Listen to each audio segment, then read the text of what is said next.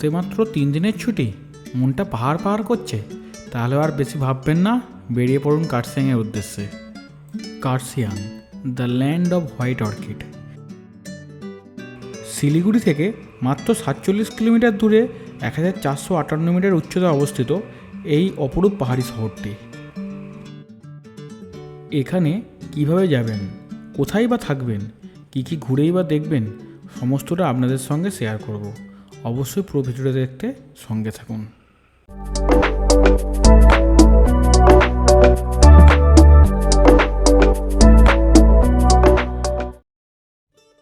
Kolkata Esplanade bus stop থেকে কলকাতা শিলিগুড়িগামী এসবিএসটিসির বাসে উঠে পড়লাম। বাস ভাড়া ছিল মাথাপিছু 500 টাকা এবং এই বাসটির সময়সূচি হলো রাত্রি 8টা। এবং বাসে উঠে দেখি ওই ভাড়া অনুযায়ী সরকারি বাস হিসেবে এবং সিটিং পজিশন হিসেবে বেশ কমফোর্টেবল, এবং সিটগুলো ছিল বেশ নতুন এবং পরিষ্কার পরিচ্ছন্ন। বাসও তার নির্দিষ্ট সময় অনুযায়ী কলকাতা স্ট্যান্ড থেকে রওনা দিল শিলিগুড়ির উদ্দেশ্যে। যেহেতু বাস ছাড়ার আগে বেশ এক পশলা বৃষ্টি হয়ে গেছে, তাই আধো ভেজা বৃষ্টির কলকাতাকে বেশ সুন্দর লাগছে।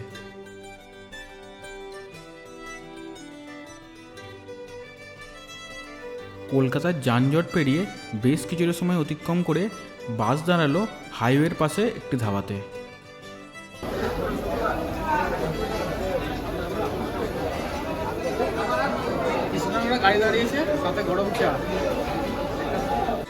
কলকাতা শিলিগুড়িগামী বাসগুলো তাদের ম্যাক্সিমাম স্টপ দেয় এই কৃষ্ণনগরে, এবং সবাই তাদের ডিনার এইখান থেকে সেরে নেয়। তাই আমরাও আমাদের রাতের ডিনার কমপ্লিট করে নিয়েছিলাম এই ধাবা থেকেই।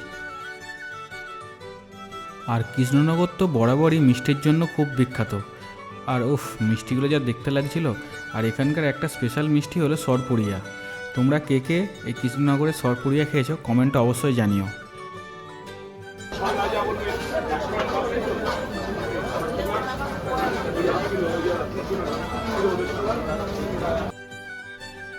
যাই হোক, মিষ্টিগুলো মন ভরে দেখে আমরা মিষ্টির থেকে অগ্রসর আর না হয়ে আর একবার চা খেয়ে নিলাম। একটু পরেই বাস ছাড়বে, আর তার মধ্যে বুবাইও বেশ কিছুটা জ্ঞান দিয়ে নিল। আমরা বুবাইয়ের জ্ঞানটাকে মাথায় রেখে উঠে পড়লাম বাসে।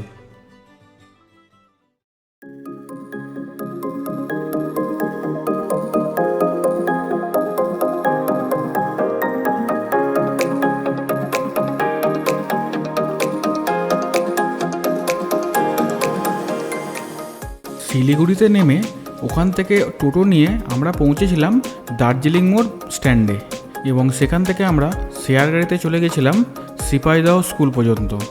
এবং সেখানে যাওয়ার জন্য আমাদের ভাড়া নিয়েছিল প্রতিজন 200 টাকা হিসাবে।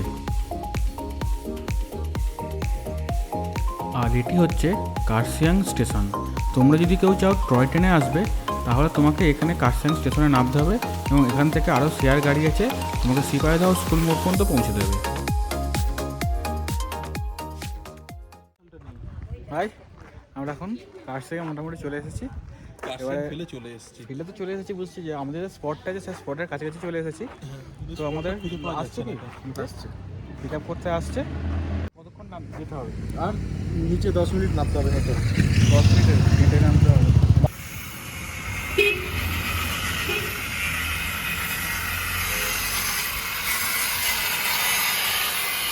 আমাদের এখন মোটামুটি হাঁটতে হচ্ছে। আমাদের যে গাড়িটা থেকে এসেছি, যে গাড়িটা করে এসেছি, সেই গাড়িটা আমাদের একটু আগে নামিয়ে দিয়েছে। যে মোড়টা বলে সিপাহীদহ মোড়, ওই মোড়ে নামিয়ে দিয়েছে। তো আমাদের এখান থেকে হেঁটে মোটামুটি যেতে হবে 5-7 মিনিটের মতো। এখান থেকে যে ক্যাম্পটা আছে সেই ক্যাম্পটা মোটামুটি অনেকটা ডাউনে নামতে হবে।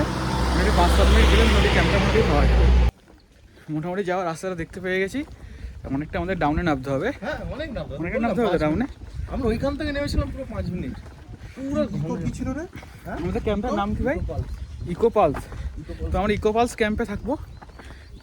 রাস্তাটা বেশ খাড়াই, উঠতে গেলে নামতে এখন যাচ্ছি তো অনেকটা ভালো লাগছে, কিন্তু উঠতে কতটা কষ্ট হবে সেটা বুঝতে পারছি না।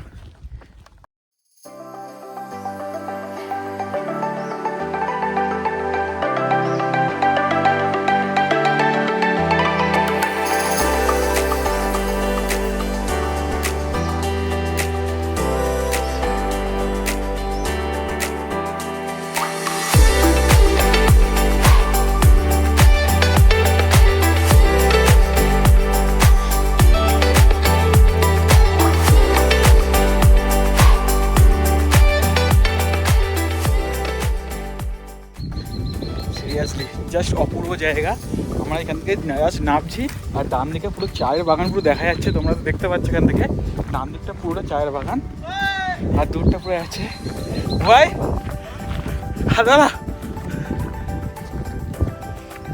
অপূর্ব অপূর্ব জায়গা, জাস্ট অপূর্ব। ওখান থেকে পুরো মোটামুটি দূর পুরো দেখা যাচ্ছে, একদম পুরো পাহাড় পুরো একদম দূর থেকে পুরো দেখা যাচ্ছে। আর নিচটা এখান থেকে পুরো দেখা যাচ্ছে পুরোটা চায়ের বাগান।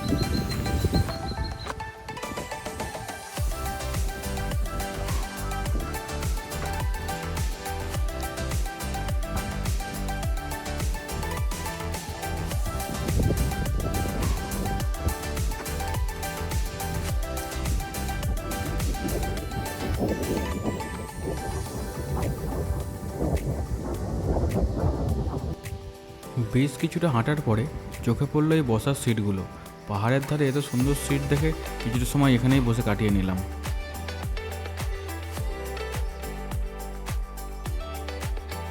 বেশ কিছুটা সময় কাটিয়ে নেওয়ার পরে বুবাই আর অয়ন্ত অনেকটা আগে নিচে নেমে গেছে, আমি অনেকটা পিছিয়ে পড়েছিলাম। তাই আর দেরি না করে হাঁটা শুরু করে দিলাম। আর সাইডে এই চায়ের বাগানের মধ্যে দিয়ে হাঁটতে হাঁটতে বেশ সুন্দর লাগছিল।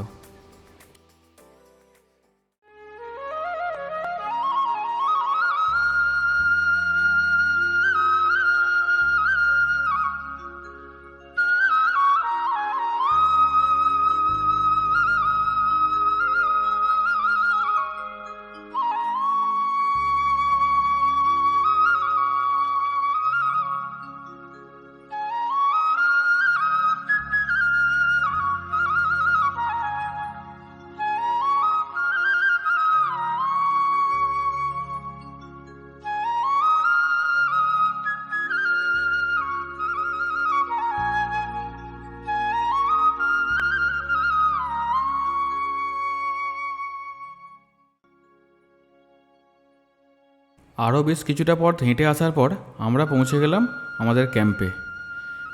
আর আমাদের ক্যাম্পটার নাম ছিল ইকোপালস। এটি একটি অ্যাডভেঞ্চার ক্যাম্প। ক্যাম্পটা ছিল মেন রোড থেকে একটু ভিতরে। এই চা বাগান আর ফরেস্টের মধ্যে দিয়ে সরু একটা রাস্তা চলে গেছে ক্যাম্পের মধ্যে। আর ক্যাম্পে যাওয়ার রাস্তাটা তোমরা দেখতেই পাচ্ছ, একদম অ্যাডভেঞ্চারাস। আর এই রাস্তাটা কমপ্লিটলি ম্যানমেড। এখানকার ওনার থেকে জানতে পারলাম এই রাস্তাটা পুরোপুরি তাদের নিজস্বভাবে তৈরি করা।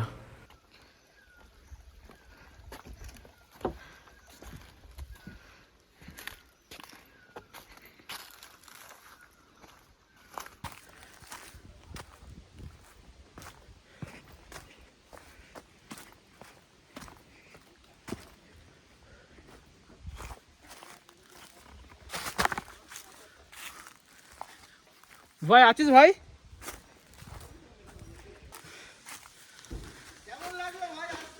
আমি এবার লাস্ট পর্যন্ত উল্টো দিকে হেঁটেছি ভাই, লাস্টে উল্টো দিক করে হেঁটেছি।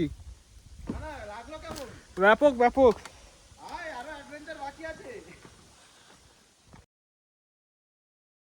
এতটা পথ ট্রেক করে মোটামুটি আমরা ক্যাম্পে পৌঁছে গেছি। ক্যাম্পটা ছিল পিওর জঙ্গলের মধ্যে, তাই বিভিন্ন পাখির ডাক ও অজানা অনেক সাউন্ডও কানে আসছে। পুরো প্রপার জঙ্গল যেটাকে বলে, সেখানে আমাদের ক্যাম্পটা হয়েছে। ক্রেডিট গোস টু বুবাই, ওই ক্যাম্পটা ঠিক করেছে। একদম পুরো প্রপার জঙ্গল, তোমরা পিছন থেকে দেখতে পাচ্ছ। আমরা যেখানটাতে আসছি ওটাও পুরো একদম পুরো মানে তৈরি করা রাস্তা, পাহাড় কেটে তৈরি করা রাস্তা। ঠিক আছে, যথেষ্ট আসতে কষ্ট হচ্ছে। একদম পাহাড় কেটে পুরো রেলিং বানানো, বাঁশ দিয়ে পুরো রেলিংটা বানানো এখান দিয়ে।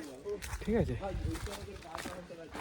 হ্যাঁ এখানে দেখা যাচ্ছে পুরো একটা ফুল জঙ্গল। প্রচণ্ড হাঁপিয়ে গেছি, বাকিটা বলবো তোমাদের।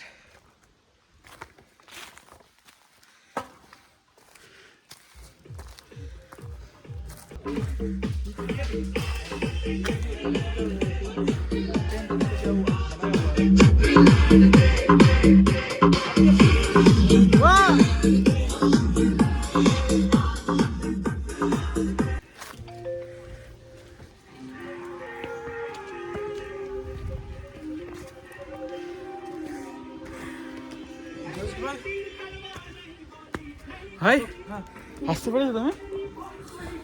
হ্যাঁ, অনেক কষ্ট হয়। नहीं तीर तलवार नहीं गोली नहीं गोली तू खुदा तेरी फौज तुई टोली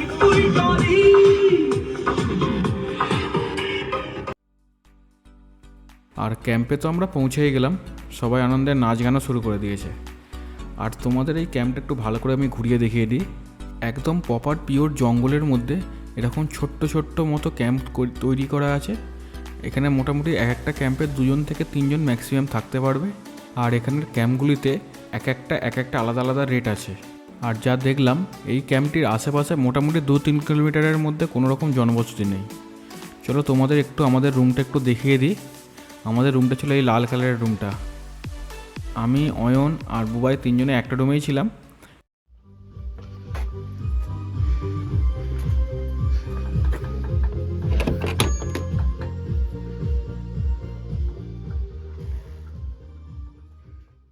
রুমগুলো খুব একটা স্পেসিয়াস নয়, বাট 3টে ছেলে একটা রুমে মোটামুটি অ্যাডজাস্ট করে থেকে যাওয়া যাবে। এখানে 2টো পাশ বালিশ, কম্বল এবং নর্মাল বালিশ সব দেওয়া হয়েছিল। আর রুমের বাইরে একটা ছোট্ট ব্যালকনি ছিল, সেখান থেকে তোমরা বাইরের যে জঙ্গল মতোটা পুরোটা দেখতে পাবে।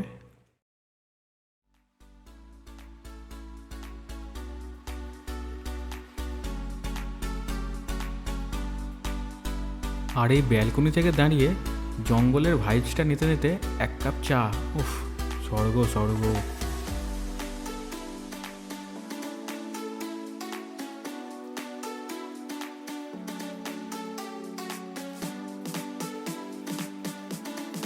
আর ক্যাম্পের মধ্যে এই জায়গাটা ছিল সবার ফেভারিট। এখানটা বসে বেশ সুন্দর একটা মিউজিক বাজছে, সাইড দিয়ে পুরো জঙ্গলে ভাইবসটা পুরো নেওয়া যাচ্ছে। আর ইভিনিংয়ে তো এই জায়গাটা একটা আলাদাই রূপ নেয়। আর এখন থেকে তো মনে হচ্ছে সন্ধ্যেবেলা চায় আড্ডার সঙ্গে সন্ধ্যেটা বেশ জমে যাবে। আর সাথে যদি থাকে বনফায়ার, উফ, আর তো কোনো কথাই হবে না।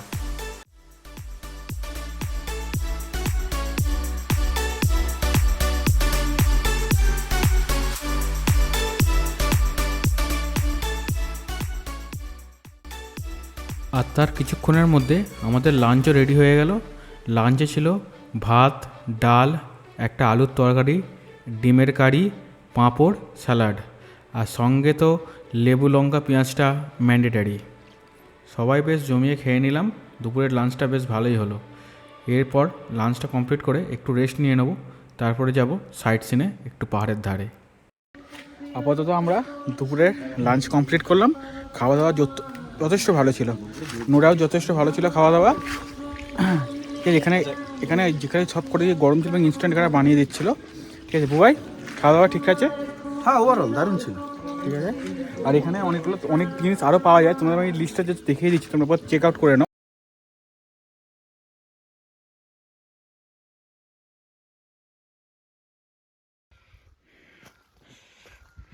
খাওয়া দাওয়া কমপ্লিট করে একটু রেস্ট নিয়ে আমরা বেরিয়ে পড়লাম আশপাশটা একটু ঘুরে দেখার জন্য।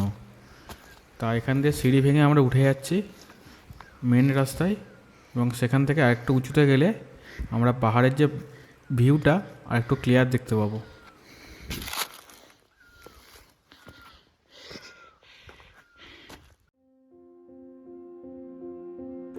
আর জায়গাটা ছিল বেশ শান্ত ও নিরিবিলি। আর তোমরাও যদি শান্ত নিরিবিলি জায়গা পছন্দ করো তাহলে এই জায়গাটা একদম আইডিয়াল। শহরের ওই কংক্রিটের কোলাহল থেকে যদি চাও একটু শান্ত জায়গা খুঁজতে, তাহলে এই জায়গাটা তোমাদের পছন্দের লিস্টে রাখতেই পারো।